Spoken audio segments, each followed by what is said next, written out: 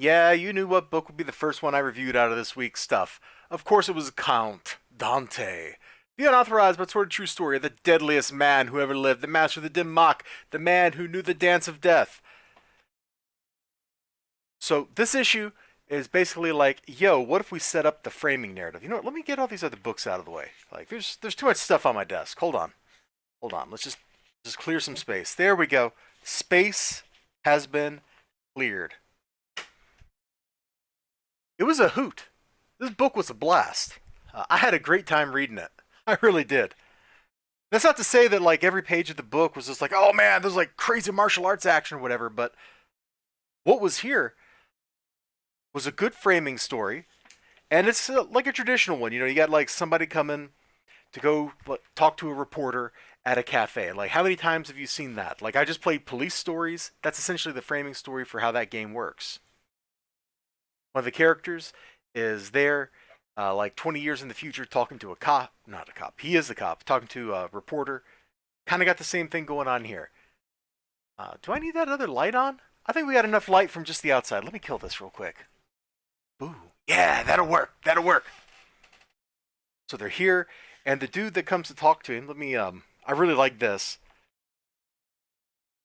Yeah, fighting secrets. Like he's got the book, you know. He bought the book for $2.99 or whatever it was, where Count Dante tells you all about how to beat people up. And of course, the guy getting punched is the person he's talking to just years later.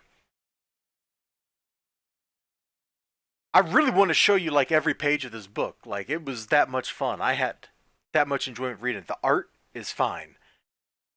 In places, the art is positively like just brilliant. It's not super detailed or whatever.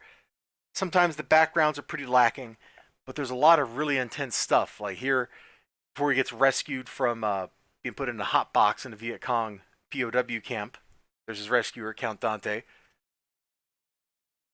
It's like, yeah, there's not like here, perfect example. Like there's not a lot going on for a background, and it doesn't really need it because that's not the focus. The focus is these two, the relationship, the people that they've left in their wake. And as we go through this, we see how Count Dante and his buddy, met, drifted apart, because it was Vietnam, and then how they met again later on. And this is all like taking the first step. This is like setting up all the stuff that's going to come in. So Count Dante meets his friend in Chicago, saves him from some trouble, and then they talk. Count Dante like explains his plan, how he wants to teach people martial arts that are useful, not martial arts that are for show. Things that, you know how to do them, you can protect yourself, you can defend yourself, you can save yourself from trouble. Cut out all the crap. And he spins this story about how he went to this place and that place. He went to all sorts of different countries, studied all kinds of different styles. If you're thinking to yourself, that sounds a lot like how Bruce Lee rolled, you're kind of on the right track because that's what was going on there. I'm just eating this up, man. Like this whole book is just fantastic. The presentation is great, dude. I remember seeing those ads in the '80s, bro. I remember seeing those ads in the '80s.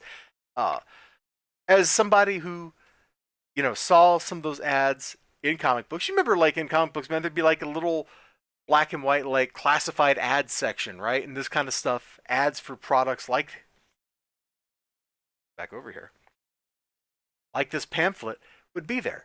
There'd also be products of even more dubious quality, and sometimes those products would have little comic strips.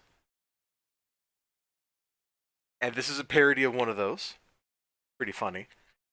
Where's the Sea Junkies ad? Hold on. Yeah, they got like fake advertisements in this book too. And it's just fantastic. Someone says Sea Monkeys, it's Sea Junkies. If you don't know what a sea monkey was, a sea monkey is actually a little brine shrimp, and they came in like dehydrated egg form. You put them in water, they rehydrated, and they came out, and they would go do whatever. So the presentation of this comic, like the contents, the actual story, seems like a great setup. It's like a good first installment of something ready to pull you in, and then they just kind of build all this stuff, take you back to that time with the advertisements, that kind of thing.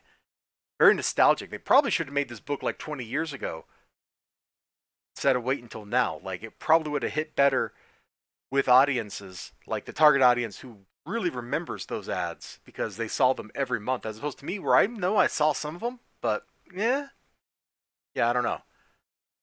I probably have done a really bad job. I'm just excited and kind of rambling about this book. So I hope that's coming through, if nothing else. Fun, good pacing, good writing, pretty good art. It's not so detailed, but it doesn't need to be. It's trying to carry a mood, trying to get like an expression, a feeling across, and it does a great job of that. That's all I'm trying to tell you. Count Dante, issue number 1, is a blast. And yes, some people absolutely get the crap beat out of them in this book. And I mean that literally. Bye bye.